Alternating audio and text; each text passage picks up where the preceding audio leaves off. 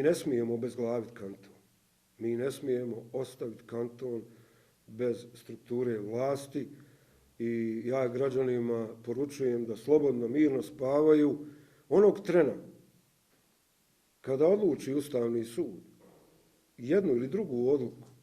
Ja ću mirno da nastavim svoj posao na nekom drugom mjestu i svi ministri koji su, vjerujte, iscrpljeni u ovom periodu, ovim političkim previranjima, otići i nastaviti raditi onda gdje su stali u prethodnom periodu.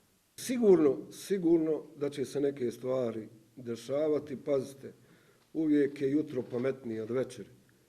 I sigurno da će neke stvari i razrješenje velikih nekih koncerna koji su jako značajni na našem kantonu razriješiti i pitanje većine i pitanje premijera.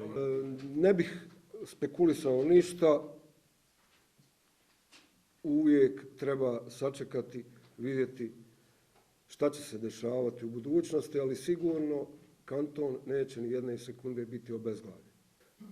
U dosadašnjem radu vlade Tuzlanskog kantona ja sam uvijek rekao, ponudit ću ostavku svake sekunde kad bilo ko od predstavnika pozicije ili opozicije nađe bilo kakvo kriminalno djelo da je urađeno tokom ovog mandata. To govorim za sva ministarstva.